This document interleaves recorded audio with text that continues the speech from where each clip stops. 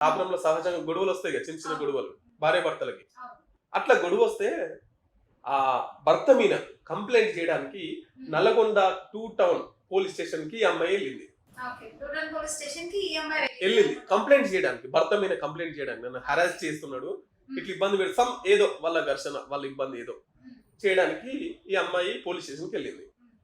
ఈ అమ్మాయి కొంచెం బాగుంటది, అందంగా ఉంటది. ఓకే. అయితే అంటే మనకొచ్చిన వార్తలను బట్టి హ్మ్. ఈ అమ్మాయి మీద సిఐ కన్ను పడ్డది. హుహు.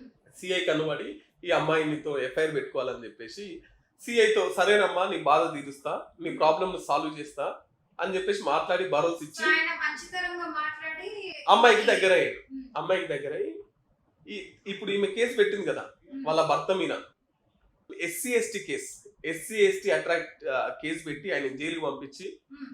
ఇక ఈ అమ్మాయితో దగ్గర అయ్యిండు. ఓకే. అటు వాళ్ళిద్దరిని విడదీసిండ్రు హ్మ్. ఈ పోలీసే.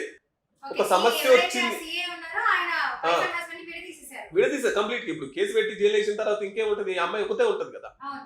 సో ఈ అమ్మాయితో ఒకతున్నప్పుడు ఈమె మంచిగా చదువు వెళ్ళడం, మాట్లాడడం, ఇదంతా కథ అంతా నడుస్తూనే ఉంది. హ్మ్. ఇట్లా ఆ అబ్బాయి మళ్ళా భర్త, అయ్యా మా భార్య భర్తలకు సమస్య వచ్చిందని మీ దగ్గరికి వస్తే మీరే పెద్ద సమస్య అయి కూర్చున్నారు.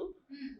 సమస్య సాల్వ్ చేయడానికి పోలీస్ స్టేషన్లు ఉన్నాయి, సమస్యను సృష్టించడానికి కాదు. హ్మ్. సమస్యను పరిష్కరించడానికి చట్టాలు పోలీసు వాళ్ళు ఉన్నారు, కానీ అవును. సమస్యను క్రియేట్ చేయడానికి కాదని చెప్పేసి బాధితుడు ఎవరైతే ఈ శిల్ప భర్త ఉన్నాడో, హ్మ్. ఇగో చూడండి అని చెప్పేసి వాట్సాప్ చాట్ మొత్తం తీసుకొచ్చి, ఇది గత 5 నెలల కింద, ఓకే. 5 నెలల కింద సిఐ మా భార్యతోని ఎఫ్ఐఆర్ పెట్టుకున్నాడు, హ్మ్. ఇవి సాక్ష్యం వాట్సాప్ చాట్ హ్మ్. అని చెప్పేసి ఎస్పీకి ఫిర్యాదు చేసిండు. ఓకే. సో, ఎస్పీకి ఏవైతే డీటెయిల్స్ ఉన్నాయో అవన్నీ అవన్నీ తీసుకెళ్ళి తీసుకొని ఎస్పీకి చూపించారు. అవును సిఐ ఎఫ్ఐఆర్ పెట్టుకుంటున్నట్టు ఈయన దగ్గర వాట్సాప్ చాట్ ఉంది కదా ఇతని దగ్గర. ఆ. సో అది ఎస్పీకి కంప్లైంట్ చేస్తే హ్మ్. ఎస్పీ హైదరాబాద్, నల్గొండ నుంచి హైదరాబాద్ కు ట్రాన్స్ఫర్ చేసి అటాచ్ చేసిండు. ఓకే. ఇక దీని తర్వాత ఏమైందంటే ఇక మొత్తం అప్పటిదాకా నన్న పిల్లలతోనే ఉన్న శిల్ప ఈ హైదరాబాద్ అయితే ఎప్పుడైతే ఈ సిఐ మారిండో హ్మ్. అప్పటి నుంచి పిల్లల దగ్గర లేదు, పిల్లల్ని కూడా పాపం 15 14 ఏళ్ళు ఉన్న పిల్లల్ని వదిలేసి, తల్లిని వదిలేసి, కట్టుకున్న భర్తను వదిలేసి హ్మ్. ఈ సిఐ దగ్గరనే ఉంటుంది.